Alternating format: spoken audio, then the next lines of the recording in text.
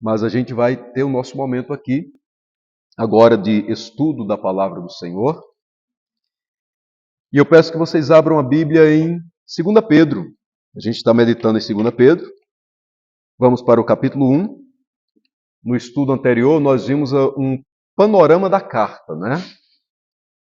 Uma visão geral dessa carta. Agora a gente começa a meditar no texto propriamente dito, nos versículos. E hoje a gente medita do versículo 1 até o versículo de número 4, com o tema Conhecendo a Nossa Salvação. Irmãos, o assunto sobre a nossa salvação vai até o versículo 11. Então a gente vai dividir em dois momentos para ficar melhor para a gente estudar. Ok? Então hoje a gente medita até o verso 4. Diz assim a palavra do Senhor. Simão Pedro, servo e apóstolo de Jesus Cristo, aos que conosco obtiveram fé igualmente preciosa na justiça do nosso Deus e Salvador Jesus Cristo, graça e paz vos sejam multiplicadas no pleno conhecimento de Deus e de Jesus nosso Senhor. Visto como pelo seu divino poder nos têm sido doadas todas as coisas que conduzem à vida e à piedade, pelo conhecimento completo daquele que nos chamou para a sua própria glória e virtude, pelas quais nos têm sido doadas as suas preciosas e muito grandes promessas, para que por elas vos torneis coparticipantes da natureza divina, livrando-vos da corrupção das paixões que há no mundo. Amém? Podem sentar, irmãos. Graças a Deus. A gente tem pessoas aí que nos visitam, irmãos nossos em Cristo Jesus, né? 4 visitantes aí, vocês são muito bem-vindos aqui na igreja. Deus abençoe a vida de vocês e que juntos a gente possa ter esse momento nosso aqui de estudo, em nome e para a glória do Senhor Jesus. Queridos irmãos, vejam como o apóstolo Pedro, vejam como Pedro começa essa carta. Ele inicia trazendo para a gente já uma afirmação pastoral e também uma afirmação teológica muito segura, logo nos primeiros versículos desta carta. E é importante a gente meditar sobre isso, porque os irmãos vão de lembrar que no estudo passado a gente viu que o tema central da carta de Pedro está relacionado com a preocupação que ele teve do surgimento de falsas doutrinas no meio do povo do Senhor. E essas falsas doutrinas, esses falsos mestres, estavam negando Cristo Jesus. Pedro, então, começa essa carta dando uma base sólida da salvação. Ou seja, mostrando exatamente aquilo que o Senhor e Salvador Jesus Cristo realizou em nossas vidas, né? Bendito seja o nome do Senhor. Ele começa se identificando como servo e também como apóstolo. A gente não vai se estender nesses dois termos hoje, porque a gente meditou isso na quinta-feira passada. Mas a ideia de servo é aquele que está inteiramente à disposição do seu Senhor, que não tem mais a vida para si mesmo, mas a vida pertence agora a Deus. O servo não vive mais para si, mas vive para o Senhor, né? O servo está à inteira disposição para cumprir cabalmente todas as ordens que o seu Senhor manda. Assim, deve ser cada um de nós como servos do nosso Senhor e Salvador Jesus. E o termo apóstolo nos mostra a ideia da autoridade que Deus investiu Pedro como líder na igreja cristã. Claro que nós não temos a visão de Pedro como o Papa da igreja. Não reconhecemos isso, porque Jesus Cristo é a rocha da igreja, né? Ele é o grande líder da igreja. Todos os outros apóstolos são subordinados a Cristo Jesus, nosso Senhor. Mas é fato que Pedro exerceu liderança na igreja cristã. Então nós meditamos já sobre isso. Mas olha a questão tanto pastoral, porque isso traz segurança e alívio, trouxe para os corações daqueles irmãos e também para a gente, segurança e alívio, mas também uma questão teológica muito forte quando Paulo vai falar sobre salvação já a partir do versículo de número 1. Quando ele diz assim: Simão Pedro, servo e apóstolo de Jesus Cristo, aos que conosco obtiveram fé igualmente preciosa na justiça do nosso Deus e Salvador Jesus Cristo. E aí, de início, eu destaco a palavra fé. Porque aqui é onde está o cerne da questão sobre a nossa salvação. Vejam que Pedro diz aqui que é uma fé aos que conosco obtiveram fé, igualmente preciosa na justiça do nosso Deus e Salvador Jesus Cristo. Pedro está mostrando aqui que Jesus Cristo, ele é Deus e Salvador. No versículo de número 2, Pedro mostra que Jesus Cristo é Senhor. Então, esse é o nosso Senhor Jesus. Ele é o nosso Deus, é o nosso Salvador e é o nosso Senhor. Como foi que essa salvação nos alcançou? Como é que nós somos alcançados pela essa salvação? Pedro fala aqui sobre uma fé igualmente preciosa. Quando ele diz, aos que conosco obtiveram fé igualmente preciosa, ele está unindo dois grupos de pessoas aqui bem distintos. Aos que conosco. Conosco aqui é Pedro e os demais que já tinham sido alcançados pela salvação. Aos que são todos os demais, principalmente na carta aqui, aqueles que Pedro escreveu. O que Pedro está mostrando? É que esta salvação, esta fé preciosa, que alcançou Pedro, Paulo, João ou os demais apóstolos, foi a mesma fé, bendito seja o nome do Senhor, que alcançou aqueles irmãos aqui em Cristo Jesus.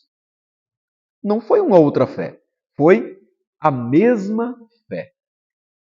A grande questão é, que fé é essa? E aí, irmãos, nós estamos estudando sobre conhecendo a nossa salvação. E a palavra fé, ela é central dentro desse tema. Amém? Falando sobre fé, há um livro de teologia sistemática escrito por Berkhof. Lá ele cita 4 tipos de fé. Eu quero começar falando para vocês sobre isso. O primeiro tipo de fé que ele cita é a fé histórica. O que é a fé histórica? É quando a pessoa aceita as verdades da Bíblia. Os fatos e as verdades que estão contidos aqui na palavra do Senhor. Como, por exemplo, essa fé vai reconhecer que a Bíblia é verdade. A pessoa que tem essa fé histórica, reconhece então que a Bíblia é a verdade. Ela reconhece o poder de Deus, reconhece que Deus é santo, que Deus é criador, conhece a história de Cristo, ou seja, sabe o lugar onde Jesus nasceu, conhece a história, sabe o lugar onde Jesus foi crucificado, conhece, biblicamente, todos os relatos históricos sobre, principalmente, destaquemos aqui, a pessoa do nosso Senhor e Salvador Jesus Cristo. Mas não passa daí. Essa é a fé histórica. Essa fé não leva a pessoa a se relacionar com Jesus. Ou seja, tem muita gente que sabe muita coisa sobre Jesus. Bastante. Tem gente que talvez saiba sobre Jesus mais coisas que a gente mesmo sabe. Porque estudou, aprendeu, leu a Bíblia, leu outros livros, ouviu vários vídeos, viu vários vídeos, aprendeu sobre a história de Jesus. Conhece. Está na ponta da língua toda a história do Natal, por exemplo, o sacrifício de Jesus, a morte de Jesus, nascimento e morte de Jesus, mas não vive com Jesus. Não obedece, não segue. Isso é uma fé histórica. Conhece os fatos, mas não vive com Cristo. O segundo tipo de fé que Berkhoff trabalha no seu livro é a fé miraculosa. O que é essa fé? É confiança que Deus é poderoso para fazer milagres. Que acredita mesmo. Que sabe que Deus é poderoso para fazer um milagre na vida daquela pessoa, ou também Deus é poderoso para usar aquela pessoa para realizar um milagre na vida de uma outra pessoa. A pessoa crê. Crê que o Senhor e Salvador Jesus Cristo, que Deus é poderoso para curar, para libertar, para transformar, e que Deus pode usar inclusive ela mesma para fazer isso na vida de outra pessoa. E pede, e ora, e clama com fé. Mas a questão é que esse tipo de fé também não passa daí. Tem muita gente que fica dizendo assim: eu acredito nos milagres de Deus. E tem gente que já foi alcançado pelos milagres de Deus. Quantas pessoas já foram alcançadas? Vamos citar um exemplo bíblico: os 10 leprosos. Os 10 foram alcançados pelo milagre de Deus. Quantos permaneceram ou quantos foram até Cristo para dizer assim: eu quero te agradecer, Senhor, pelo que o Senhor fez na minha vida. Eu quero andar contigo a partir de agora. Somente um. Os outros 9 apenas receberam o milagre. Olha a multidão em que o Senhor e Salvador Jesus Cristo realizou um milagre e multiplicou pães e peixes. Eles foram alvos do milagre de Deus. Mas isso não significa que aqueles milagres se transformou para eles ou trouxe para eles salvação, porque não trouxe. Quantas pessoas contam os milagres que Deus realizou, mas não passa daí, não segue Jesus. Então essa é a fé miraculosa. O terceiro tipo de fé que Berkhoff trabalha é a fé temporal. Ou seja, ela é por um tempo limitado. Ela não se sustenta. Ela não demora muito tempo. Essa fé temporal, ela é acompanhada de emoção, de crença. A pessoa se emociona, por exemplo, quando ouve uma palavra, a mensagem do Senhor e Salvador Jesus. Às vezes, a pessoa até levanta a mão, aceita Jesus como Salvador, diz: eu quero Jesus como Senhor e Salvador da minha vida. Mas não é uma fé que realmente transformou a vida daquela pessoa. Foi algo apenas momentâneo.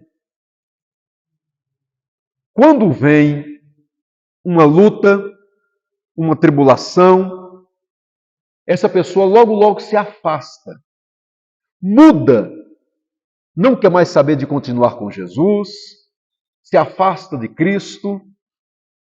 Então é o tipo de fé temporal. Temporal. E o quarto tipo de fé que Berkhoff trabalha no seu livro é a fé salvadora. E é essa fé aqui que Pedro está falando no texto. A fé que salva. Bendito seja o nome do Senhor. Amém? É sobre essa fé que a gente medita a partir de agora. A fé que é salvadora. Pedro diz aqui no versículo de número 1 que essa fé ela é preciosa. Coisa maravilhosa, meus irmãos. E o que é que a gente aprende nesse texto sobre a fé? E o que é que a gente aprende nesse texto, então, sobre a salvação? A primeira coisa é que a salvação é um dom de Deus. É um dom de Deus.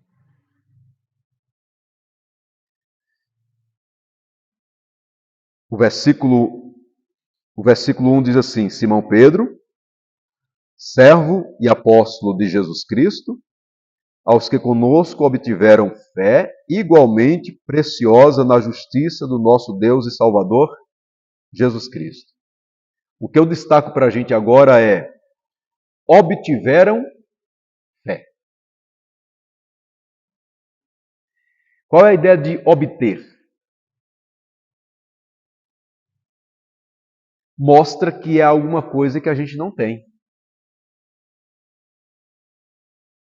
Mostra que é alguma coisa que a gente recebeu. Obtiveram fé. Literalmente significa assim: ganhar com vontade divina. Ou seja, esta fé foi algo que nós ganhamos e a razão pela qual nós ganhamos foi a vontade de Deus. Ou seja, por que nós alcançamos essa fé? A fé salvadora. Porque Deus quis. É a livre vontade de Deus. É a soberana vontade de Deus em conceder a sua fé. Bendito seja o nome do Senhor. Se a gente puxar lá para 1 Pedro, capítulo de número 1, Pedro ele começa a sua carta falando sobre os eleitos de Deus. Eleitos segundo a presciência de Deus Pai. Pedro vai trabalhar essa questão.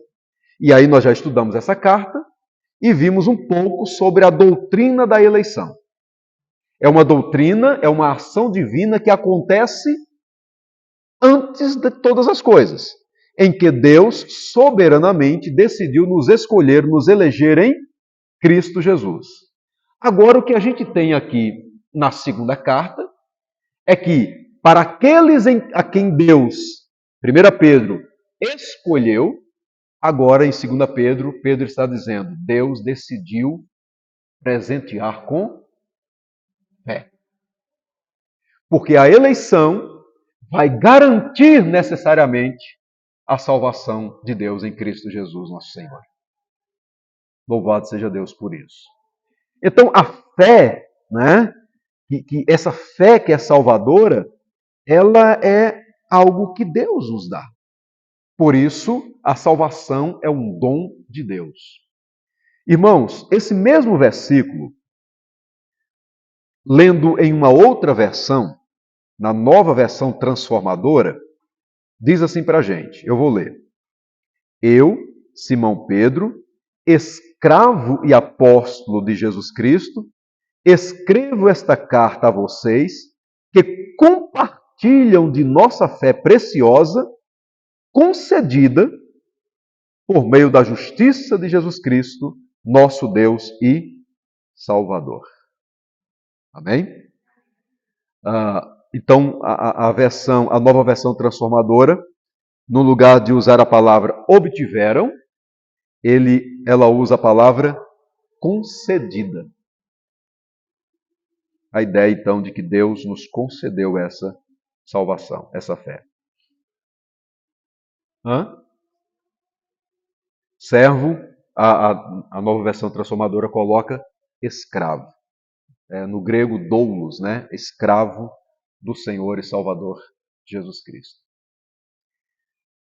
O que é que a Bíblia diz em Efésios capítulo 2, versículos 8 e 9? Pela graça sois salvos. Por meio de quê? Por meio da fé. E isso não vem de vós, é o quê? Dom de Deus. Não das obras, para que ninguém se glorie. Então, pela graça sois salvos por meio da fé. Né? Tem gente que diz assim, aí, pela graça sois salvos por meio da fé. E isto não vem de vós, é dom de Deus. A pergunta é, o que é que não vem de nós e é dom de Deus? Tem pessoas que dizem assim, somente a graça. A graça não vem de nós, é dom de Deus. Mas o texto, a interpretação correta do texto é que tudo isso não vem de nós, é dom de Deus. Pela graça sois salvos por meio da fé. Ou seja, a própria fé é um dom que Deus nos concede. E Pedro, então, está mostrando exatamente isso. Fé concedida, exaltado seja o nome do Senhor. Mas olha só, tem um mérito aqui para que essa fé seja concedida.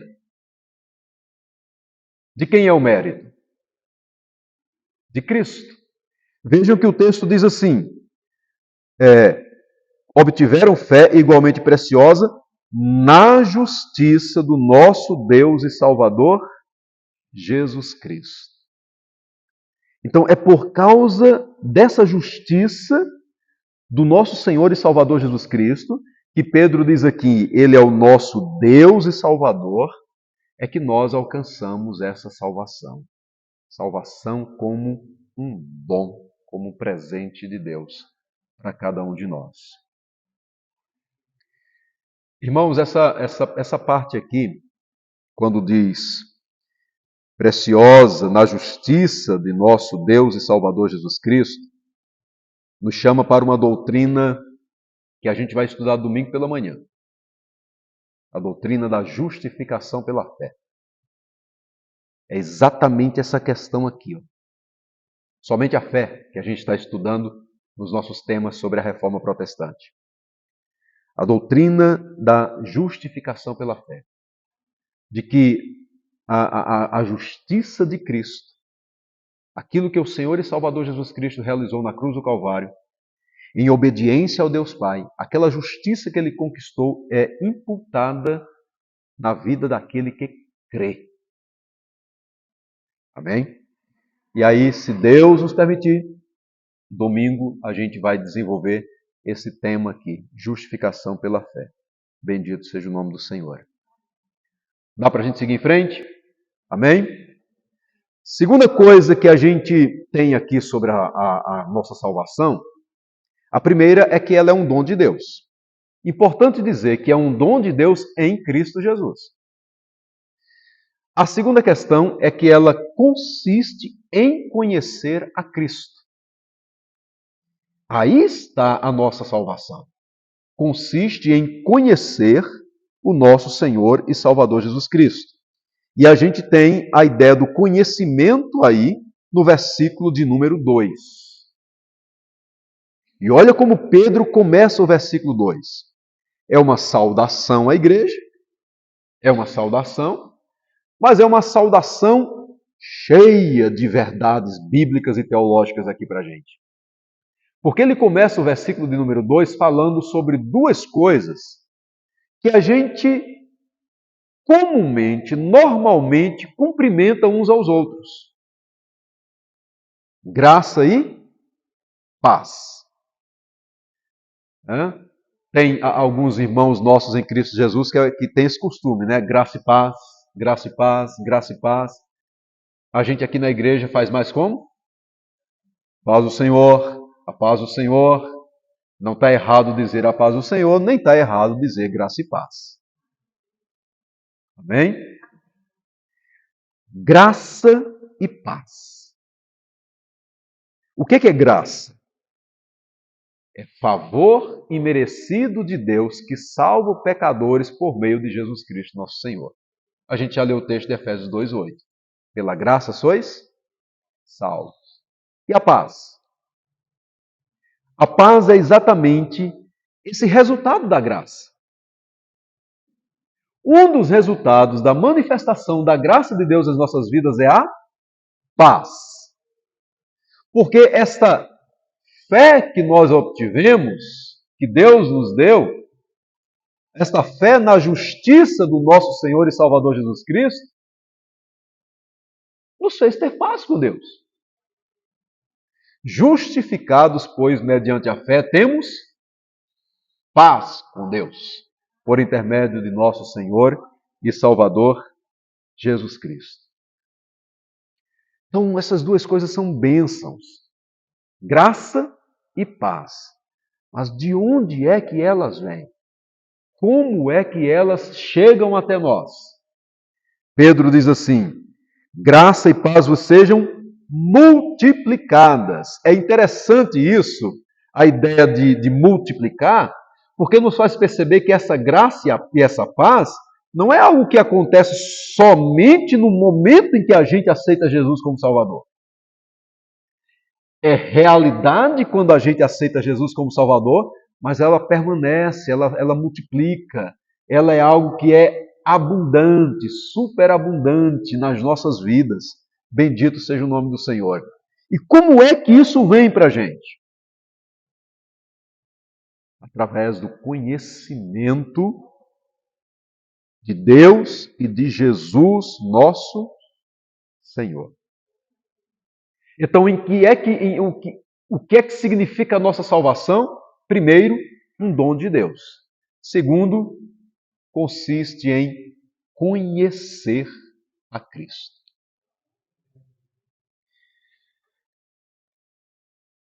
O que é conhecer Jesus? Nós estudamos de início sobre 4 tipos de fé. Se a gente prestar atenção direitinho nesses 4 tipos de fé, elas significam algum tipo de conhecimento. A fé histórica, que foi a primeira que a gente viu, é conhecer sobre Jesus. A fé miraculosa é a ideia de conhecer, de ter certeza de que Deus é poderoso para fazer milagres.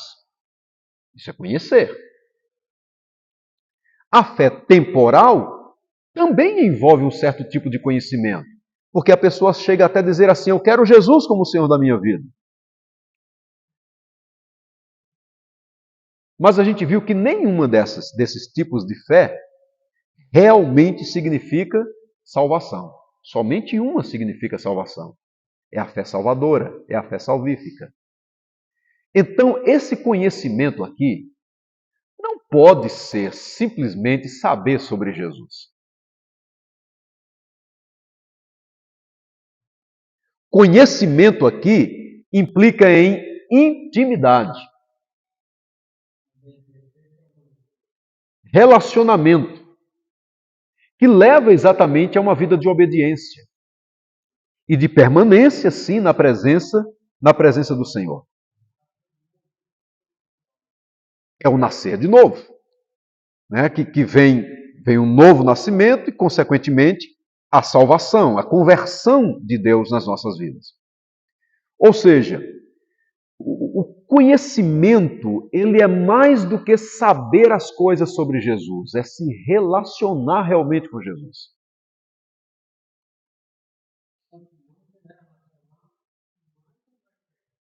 É intimidade. Amém, irmãos? Essa é a ideia. E como é que vem o conhecimento? Através da palavra. A Bíblia diz em Romanos capítulo 10, versículo 17, que a fé vem, veja, a Bíblia não está dizendo que a fé já está dentro de nós. A Bíblia diz que a fé vem pelo ouvir. E o ouvir a palavra de Cristo. A fé vem pelo ouvir e o ouvir a pregação do nosso Senhor e Salvador Jesus Cristo. Daí a importância de se pregar a palavra. Por isso que em Romanos capítulo 10 também diz que são formosos os pés daqueles que anunciam boas novas de salvação. Amém? Que proclamam a salvação de Deus para o pecador. Bendito seja o nome do Senhor. Porque é quando o Evangelho está sendo pregado que o Espírito Santo usa a palavra pregada, o Evangelho, para produzir, para gerar fé no coração do pecador. Então essa fé, ela vem através da palavra. E ela vai de conhecer a palavra. E esse conhecimento significa em relacionamento com Jesus. Somente aquele que tem realmente salvação em Cristo Jesus recebe de Deus graça e paz. Exaltado seja o nome do Senhor. Amém, meus irmãos? Então, a salvação requer um conhecimento genuíno da pessoa e obra do nosso Senhor e Salvador Jesus. Repito, não envolve apenas saber a verdade sobre Jesus, mas sim confiar na pessoa e na obra de Jesus. Existe uma ilustração que eu geralmente conto aqui para os irmãos, sobre a ideia de confiar na obra de Jesus, que é totalmente diferente de saber sobre a obra de Jesus. Saber que Jesus é Salvador é uma coisa. Confiar que Jesus é o Salvador da vida é outra. E isso é conhecimento. Só tem esse tipo de conhecimento quem tem relacionamento com Jesus. E a ilustração é aquela do carrinho de mão. De alguém que era expert em malabarismos, em corda bamba, em permanecer sem cair diante de uma corda bamba. E esse senhor, essa pessoa, foi fazer uma certa apresentação, arriscada para ele. Ele pegou um cabo de aço e esticou de um penhasco a outro. Chamou o povo para ver a apresentação dele. E quando ele começou a apresentar, ele pegou aquela vara, normal, para poder dar estabilidade, e ele começou a atravessar. E todo mundo ficou numa tensão, porque ele não colocou nenhuma rede de proteção embaixo. Se ele caísse, perderia a vida. E quando ele começou a andar, todo mundo ali quieto, um silêncio enorme, e aí ele foi e voltou. E algumas pessoas aplaudiram. E aí ele disse: vocês creem, vocês acreditam que eu consigo atravessar novamente, só que sem essa vara? Algumas pessoas disseram: a gente acredita. Mas outras ficaram meio que duvidando. Então ele foi e voltou sem aquela vara que dá uma certa estabilidade. A partir daí, todo mundo começou a dizer: você é o maior, você é o melhor, a gente acredita. E aí ele fez uma nova proposta. Vocês acreditam que eu consigo agora atravessar levando um carrinho de mão? Naquela hora todo mundo já estava, maravilhado com a habilidade daquele homem. E todo mundo disse: a gente acredita que você pode. Ele pegou o carrinho de mão vazio, foi e voltou. Todo mundo agora estava em êxtase com ele. E era todo mundo gritando: você é o maior, você é o melhor. E aí ele fez mais uma última proposta. Vocês acreditam que eu consigo novamente atravessar com esse carrinho, com esse mesmo carrinho? E aí todo mundo: a gente acredita, a gente acredita. Aí ele disse: só que agora alguém dentro do carrinho. O povo disse: nós acreditamos. Ele disse: eu preciso de um voluntário. Quem foi? Hã? Você ia? Você ia entrar no carrinho? Conhecimento de Deus é exatamente isso, meus queridos irmãos. Tem gente que diz para Jesus: a gente acredita que o Senhor é Salvador. A gente acredita que o Senhor consegue. A gente acredita que o Senhor dá conta. A gente acredita que o Senhor é poderoso para levar a gente para o outro lado. Mas quando é na hora de dizer assim: vem para cá, entra no carrinho, ande comigo, se relacione comigo, se entregue completamente a mim, a fé histórica não faz o indivíduo entrar no carrinho. A fé em milagres não faz a pessoa entrar no carrinho, porque ela não quer o carrinho, ela só quer os milagres. A fé Qualquer outro tipo de fé não vai fazer, a não ser a fé salvadora, que é um dom de Deus, mediante a graça de Cristo Jesus, nosso Senhor. Você entrou no carrinho porque Deus colocou fé em você, porque se não fosse, você não teria entrado.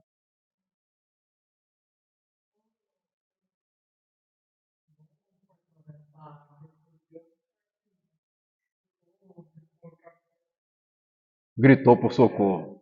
Pedro. Exatamente. Meus amados irmãos, no Evangelho de João, capítulo 17, versículo 3,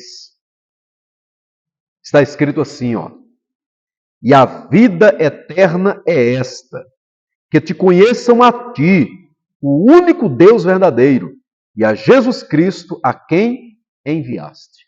Olha como esse texto é maravilhoso. O Senhor Jesus está orando aqui em João 17. E ele está dizendo para o Pai: a vida eterna é esta. Olha o que é a vida eterna: que te conheçam a ti, o único Deus verdadeiro, e a Jesus Cristo a quem enviaste. Salvação é conhecer a Cristo.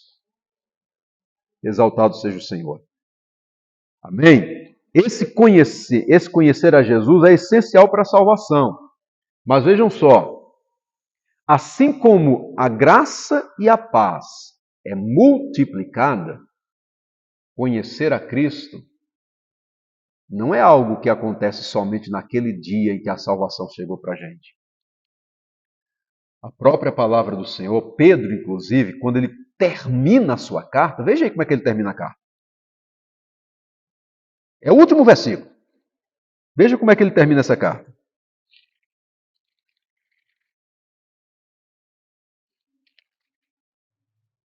Crescer em quê? Amém? Crescer na graça e no conhecimento de nosso Senhor e Salvador, Jesus Cristo.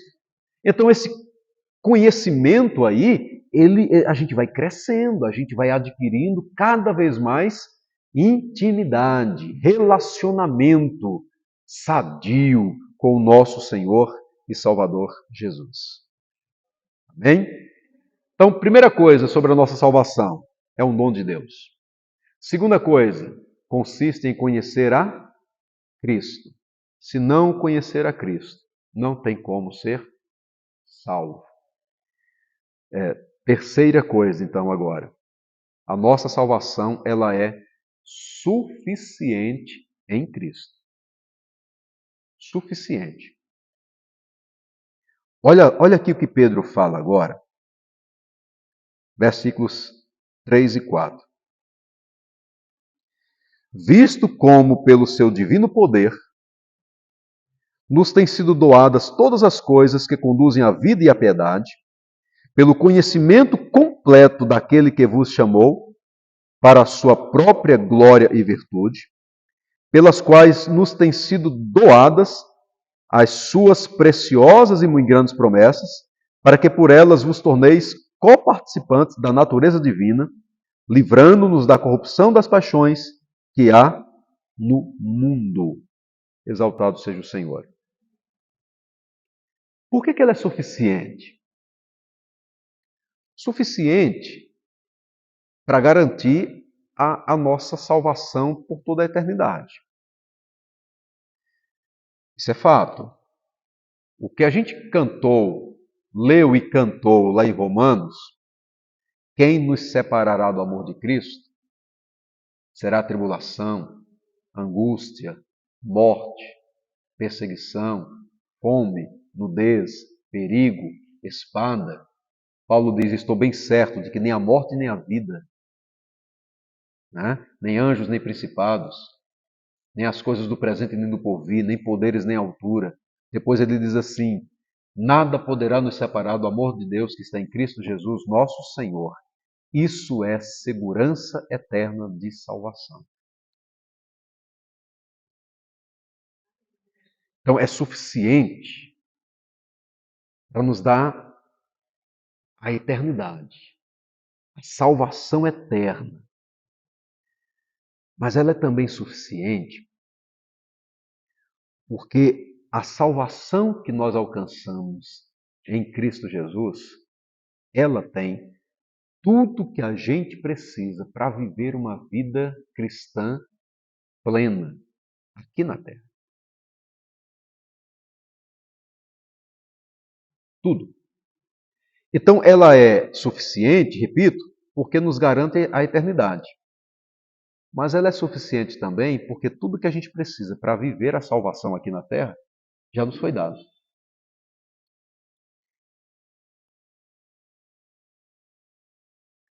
E o que é que a gente precisa?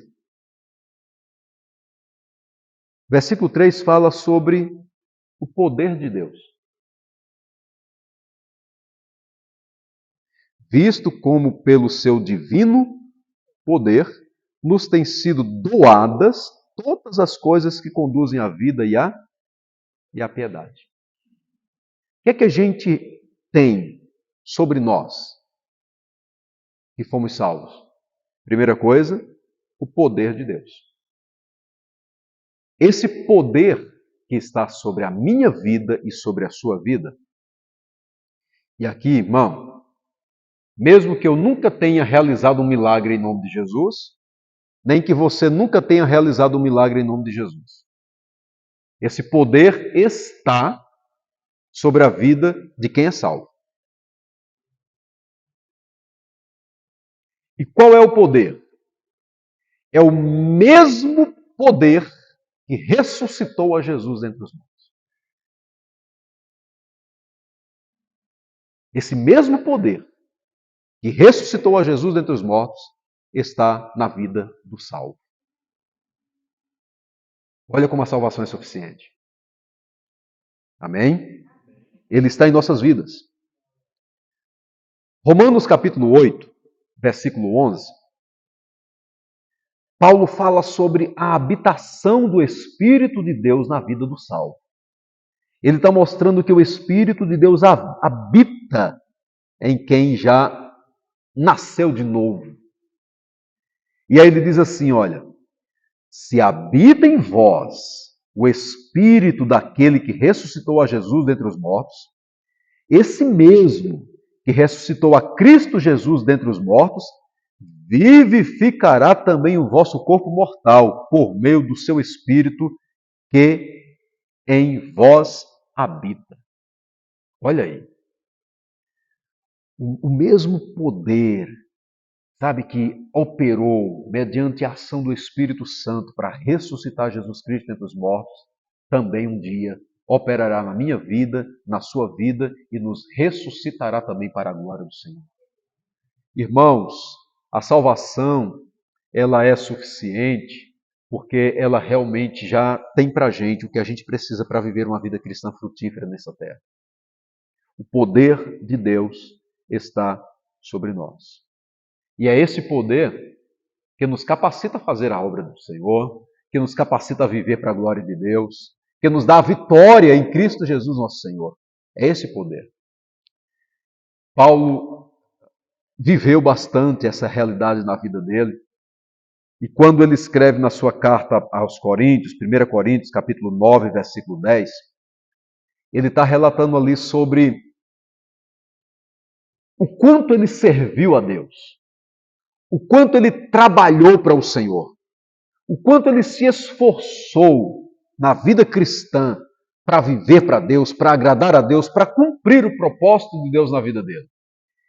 E aí ele diz assim, versículo 9, porque eu sou o menor dos apóstolos, que nem mesmo sou digno de ser chamado apóstolo, pois persegui a igreja de Deus. Mas, pela graça de Deus, sou o que sou. E a sua graça, que me foi concedida, não se tornou vã. Antes trabalhei muito mais do que todos eles. Todavia, não eu, mas a graça de Deus comigo. Amém? Olha que coisa poderosa. Por que Paulo conseguiu fazer o que fez? Porque a graça de Deus estava sobre a vida dele. A graça de Deus está sobre as nossas vidas também, meus irmãos. Essa graça salvadora, essa graça maravilhosa que no início nos salvou, permanece hoje sobre nós, nos concedendo poder para viver uma vida cristã vitoriosa para a glória do Senhor. Exaltado seja o Senhor. Olha o que diz Efésios 3. Eu queria que alguém lesse esse texto agora. Versos 20 e 21.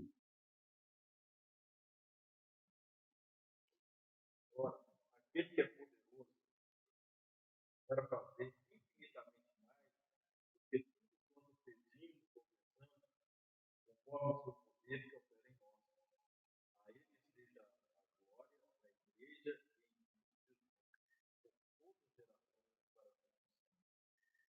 Ele é poderoso para fazer o quê? Infinitamente mais além daquilo que pedimos ou pensamos. Segundo o seu poder que opera, que trabalha, que atua em nós. Exaltado seja o Senhor.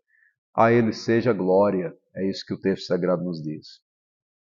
Então, por que a salvação é suficiente? Porque a gente tem recebido de Deus o que a gente precisa para viver essa vida cristã vitoriosa.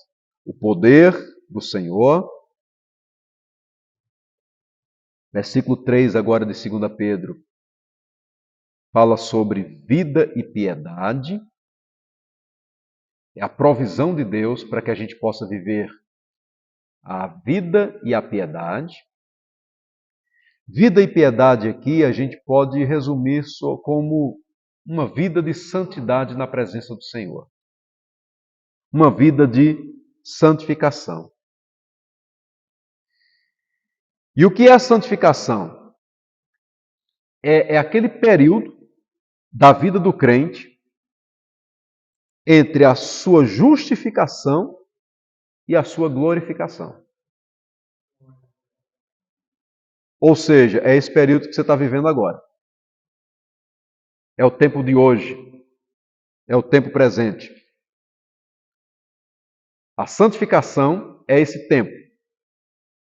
É o intervalo entre a nossa justificação e a nossa glorificação. Quando a gente fala sobre a justificação, é algo que já aconteceu conosco.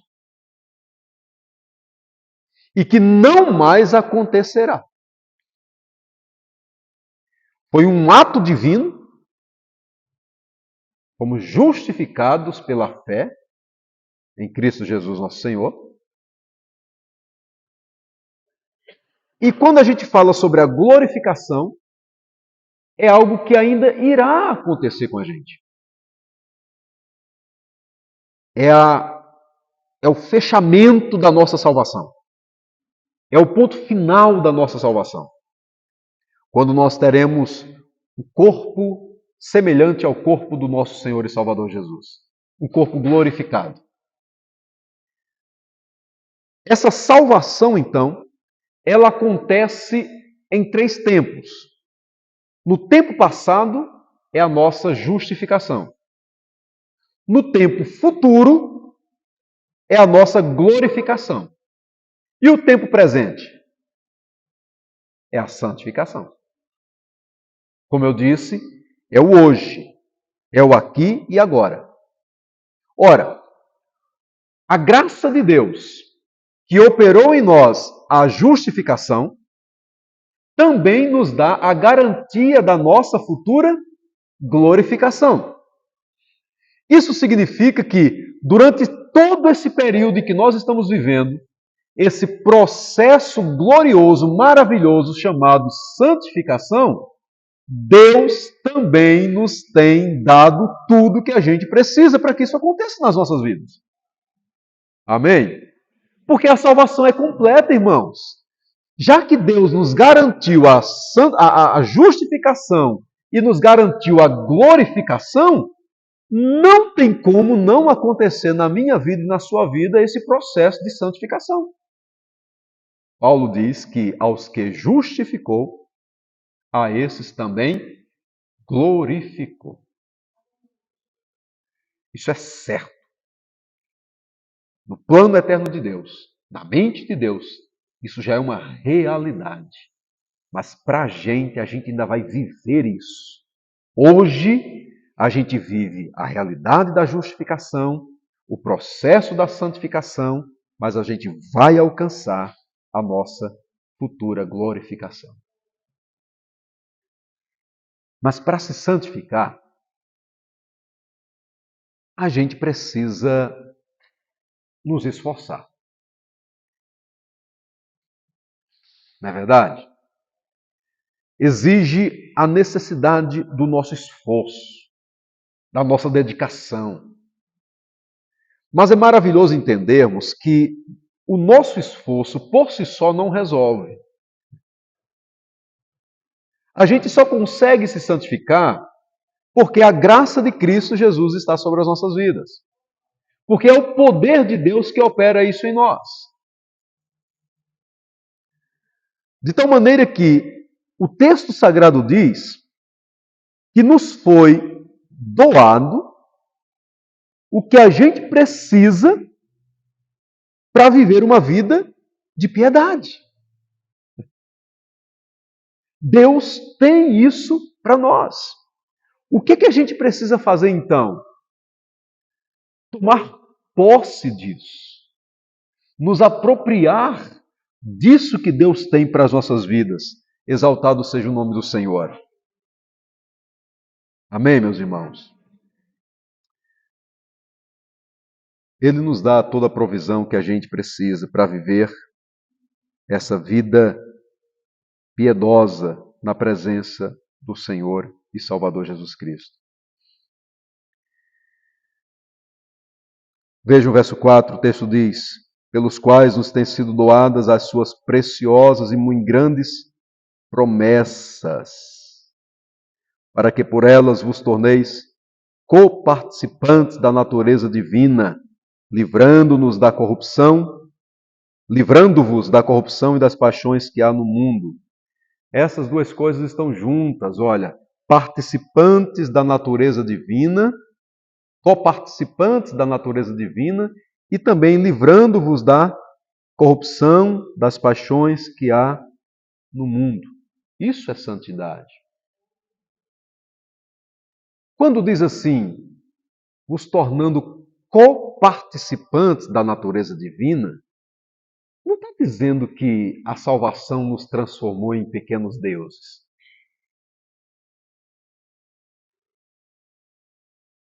Coparticipantes da natureza divina. Não está dizendo que, assim como Deus é santo, eu também sou santo, você também é santo.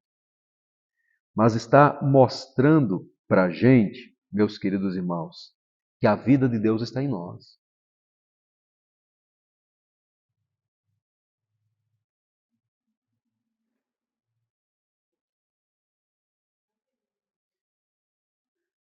E já que essa vida maravilhosa de Deus está em nós, a gente pode vencer o pecado.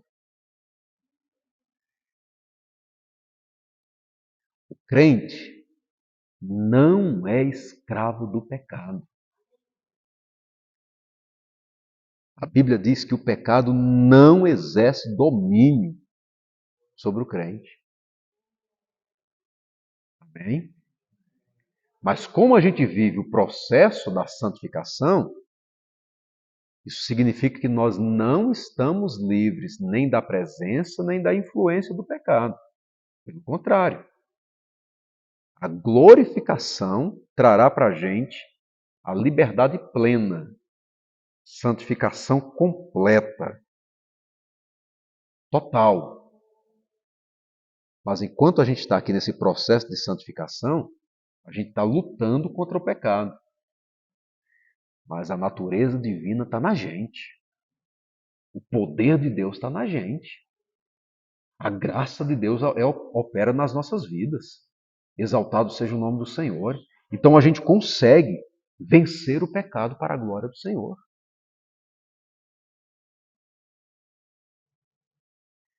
O texto ainda diz mais, olha.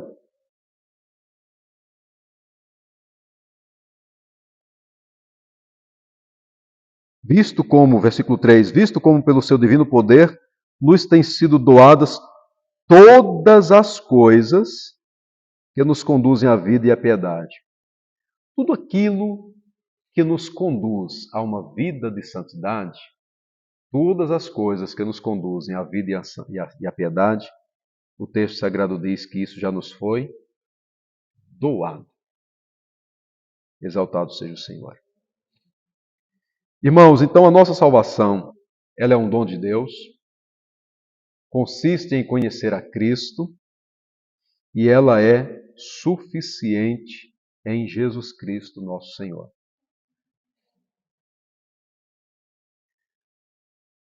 Perguntas para a gente. Como é que essa verdade é capaz de mudar a nossa vida hoje? Queria que a gente pensasse nisso aqui rapidamente. Primeira coisa, você já possui essa fé salvadora? Medita nisso. Porque se você possui essa fé salvadora, é porque ela foi dada por Deus. Você não nasceu com ela. Você não a conquistou. Ela te foi dada. Bendito seja o nome do Senhor. Amém? Isso significa que a gente tem que ter gratidão no coração. Porque a gente olha para nós e diz assim, meu Deus, o que é que há em mim que o Senhor resolveu me conceder a graça salvadora? Essa fé que salva, o dom da salvação. E a resposta é, não é por mérito, não são por obras, é dom de Deus. Bendito seja o nome do Senhor. Então, meu irmão, já que Deus te deu essa graça, essa fé que salva, sabe, nunca olhe para você como se a sua salvação dependesse do seu desempenho. Meu irmão, a sua permanência na sua salvação não pode ser comparada com a sua permanência no local onde você trabalha, que depende do meu esforço, depende do meu desempenho. Se eu não fizer por onde, eu perco o serviço. Não é, meu irmão. Depende da justiça de Cristo, da obra de Cristo, da graça de Cristo na sua vida. Porque se a minha salvação, se a sua salvação dependesse do nosso empenho, nem salvação alcançaríamos. Não é empenho, é graça. Exaltado seja o nome do Senhor. Amém? Agora, é claro que a partir do momento em que a salvação é concedida pela graça, ela nos leva a viver uma vida de boas obras. Aí está a necessidade do nosso empenho, a necessidade de nos esforçarmos em busca da nossa santificação. Aí é empenho. A Bíblia diz, desenvolvei a vossa salvação com temor e tremor. A gente precisa se santificar. E aí a gente tem que tomar posse dos meios da graça que Deus nos dá. Bíblia, oração, jejum, culto de doutrina, escola bíblica dominical, permanecer firme na igreja, participar da Santa Ceia, ter comunhão com os irmãos em Cristo Jesus, são meios que Deus nos dá para que a gente se fortaleça na presença do Senhor. E isso é esforço nosso. Isso sim é esforço nosso. Mas porque já alcançamos o dom da salvação. E outra coisa, todo esse esforço nosso, se Deus não agir, também de nada valerá a pena. Porque nós nos esforçamos, mas a santificação é um milagre que Deus realiza. Amém? Então, repito, nunca olhe para você como se a sua salvação dependesse do seu desempenho. Confie na graça de Deus na sua vida. Mas, em segundo lugar, o texto de Pedro vai dizer para a gente, cresça na graça e no conhecimento do Senhor Jesus Cristo. Irmãos, nós fomos salvos porque tivemos esse conhecimento de Cristo em nós. A Bíblia foi para nós além de letra, ela foi vida, ela é vida. Mas a gente não pode ficar estagnado naquele momento em que a gente aceitou a Jesus como Senhor e Salvador. A gente tem que crescer. A gente precisa crescer na graça e no conhecimento. E algo interessante sobre o crescimento aqui é o seguinte: tem gente que tem 1 ano de crente e já demonstra um crescimento de vida cristã maior do que alguém que tem 10 anos de crente. Por quê? Porque é exatamente essa questão de se dedicar a isso. Cristãos que têm não sei quantos anos de vida cristã, mas nunca procura desenvolver realmente essa vida cristã, não cresce.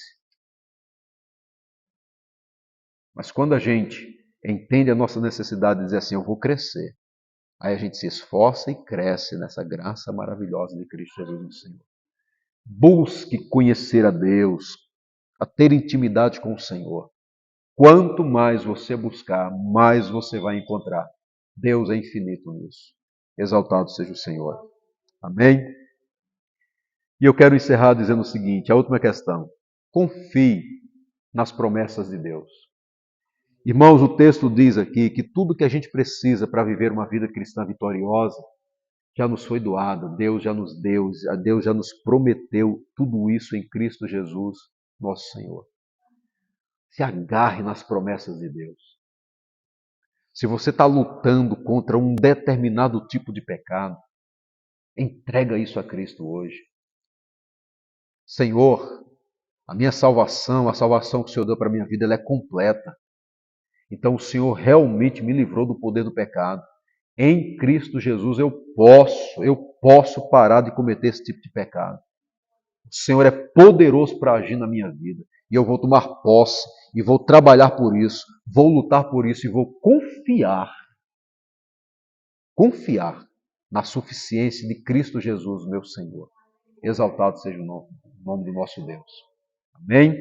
Toma posse de fato, de verdade, né? As promessas de Deus para nós, elas não são palavras vazias. Elas se cumprem nas nossas vidas. Que Deus nos abençoe, que a gente possa se alimentar ainda mais nesse texto sagrado e que no nosso próximo encontro a gente continue aqui a partir do versículo de número 5, ainda meditando sobre essas questões da nossa salvação. E aí os irmãos vão perceber que vai trabalhar bastante mais ainda sobre a ideia da santificação de Deus nas nossas vidas. A gente vai meditar melhor sobre isso, se Deus nos permitir. Em nome de Jesus.